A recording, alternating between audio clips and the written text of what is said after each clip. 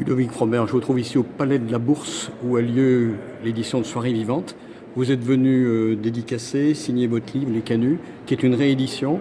Alors, Les Canuts, c'est un petit peu l'histoire de l'Écho de la Fabrique, ce journal des Canuts. Oui, tout à fait. Un journal qui est paru au début des années 1830 et qui a eu à peu près une centaine, 100 à 120 numéros entre les deux insurrections de novembre 31 et d'avril 1834. Pour vous, qui êtes chercheur au CNRS, qui enseignait aussi à Lyon 2, qui venait de l'économie, comment est-ce que vous avez abordé justement cet Écho de la Fabrique ? Je l'ai abordé au tout départ avec un regard assez sceptique, puisque je ne pensais pas que ça pouvait être un corpus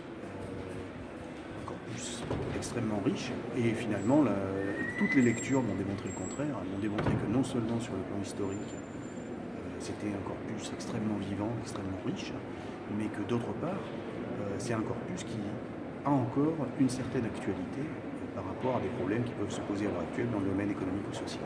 Et ça vous a conduit avec un collègue des États-Unis à vous plancher sur un autre corpus qui était des archives d'un Soyeux, patron Soyeux, qui siégeait au Prud'homme. C'était les archives d'un maître tisseur, d'un chef d'atelier, qui a été découvert par le grand historien des Canuts, qui était Fernand Rude. Et ce maître tisseur, enfin ce chef d'atelier, s'appelait Pierre Charlier.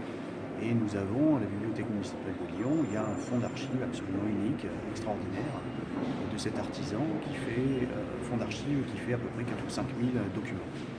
Alors, des révoltes de 1831 et 1834, des Canuts, première grande révolte ouvrière, on peut avoir plusieurs lectures. D'ailleurs, à Lyon, des historiens, des professeurs ont eu des lectures différentes. Pour vous, c'est quoi la lecture justement de l'insurrection ouvrière des Canuts ? Cette lecture, c'est une lecture de l'insurrection, mais c'est aussi, et de façon complémentaire, la lecture des autres manières habiles, astucieuses de prendre voix qu'ont pu avoir les Canuts dans cette période-là, à travers d'autres supports, qui étaient par exemple la presse, mais qui étaient aussi tout un ensemble de revendications qui faisaient émerger sur la question de l'association, du mutualisme, sur la question de l'organisation des prud'hommes, ou même sur la question de mettre en place des formes de coopération qui étaient des formes de coopération permettant d'échapper aux dominations économiques. C'est plutôt ce message-là qui est un message, à mon avis, que j'ai retenu et que je trouve être un message tout à fait actuel aujourd'hui. 181 ans plus tard, justement, puisque vous parlez d'actualité, avec l'actualité sociale qu'on connaît, qui a été très chaude il y a déjà 2 ans avec la loi El Khomri, cette année avec les ordonnances Macron, qu'est-ce que nous dit justement, qu'est-ce qu'on peut tirer de cette expérience des Canuts et de la lecture de l'Écho de la Fabrique ? L'un des principaux enseignements qu'on trouve dans les pages de l'Écho de la Fabrique, c'est justement que les délibérations au Conseil des prud'hommes, les délibérations hebdomadaires au Conseil des prud'hommes fassent jurisprudence et donnent lieu à l'arrivée à un véritable code de la fabrique qui était un code du travail. Donc défense des prud'hommes, défense très forte des prud'hommes, demande de mise en place du paritarisme sur le plan économique et institution d'un code du travail dynamique et protégé par les pouvoirs publics.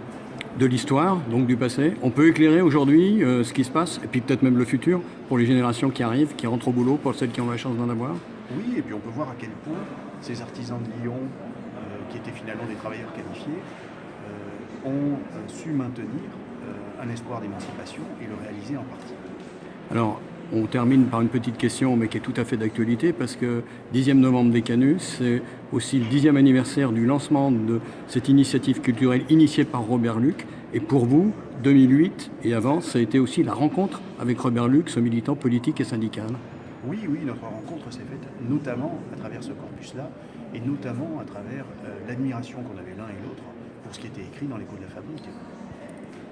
Et alors, de Robert Luc, qu'est-ce que vous pouvez en dire justement de cette rencontre féconde, puisque vous étiez sur la même longueur d'onde, on pourrait dire ?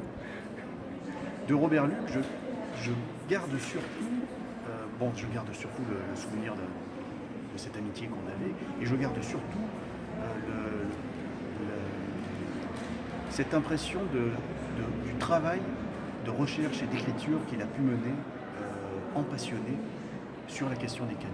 Tous ces textes sont des textes, en fait, peuvent se lire comme des textes, entre guillemets, pourraient se lire, ou pourraient passer pour des textes d'amateurs, mais ce n'est pas du tout des textes d'amateurs. Je trouve que c'est des textes qui sont extrêmement sérieux, ce qu'il a fait en particulier sur le quartier, sur Roman, sur Cavaignac et autres. C'est chaque fois des textes qui sont des textes, à mon avis, solides d'une part, et particulièrement intelligents d'autre